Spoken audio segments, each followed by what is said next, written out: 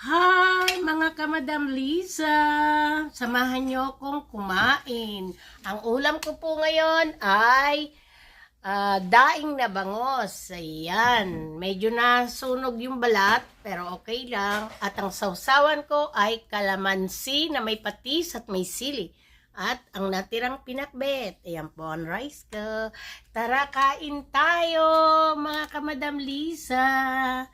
Namiss ko po yung ganito ngayon. Ayan po, isawsaw natin sa maanghang.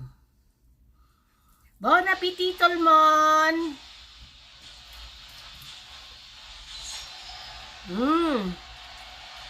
Ang sarap ng pinakbet.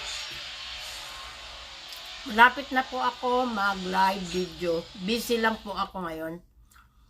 Kaya po abangan nyo. Okay po, thank you.